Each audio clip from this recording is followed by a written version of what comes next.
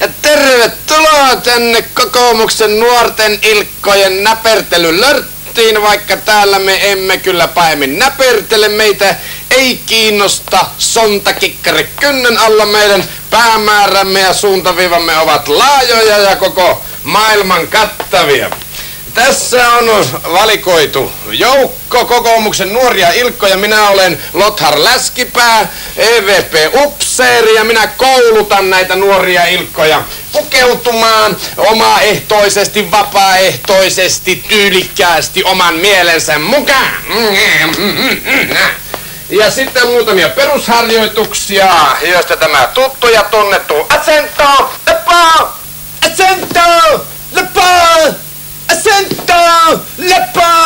Näin tämä käy myöskin nuorelle ilkalle tanssiharjoituksesta paremman treenin puutteessa, ja sitten me kiinnitämmekin huomiota näihin pukuihin.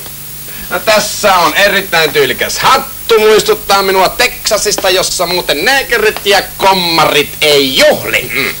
Ja seuraavana on sitten tällainen enempi juppahtava asuste. Näitä tällaisia tapaa hyvää kaveri ravintolassa. Heitä mahtuu sinne 700 miesten vessaan. Sen verran on sopuisaa säkkiä. Ja sitten tässä meillä on Pohjois-Pohjanmaan nuoriso-osaston johtaja, 57-vuotias Rupertti Vähäaivo. Hyvää päivää. Näin Rupertti nyökkäsi. Sitten tässä on meillä tavallinen perssihaitari, joka näin. Tämän yksi nappi oli irti ja se ommeltiin kiinni, vai miten se laulu? Mikä hymyilyttää?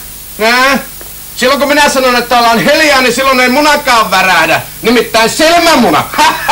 No, tämä on tätä hurttia kokoomuslaista huumoria. Sitten meillä on tässä selvää upseeriainesta. Näin vähän sieltä taustalta katsotaan, oikein tyylikäs hanu. Juu, ei muuta kuin rodun jalostukseen. Ja seuraavaksi meillä on tässä mikäs tämmönen mies on? Kuulkaas nyt. Mitä? Pitkä tukka, eipäs mennä. Näytetään oikein tällainen rasvisletti. Tänne on tullut, taitaa olla sitä rokkariporukkaa. Täällä ei nuorissa ilkoissa nimittäin hipit juhli.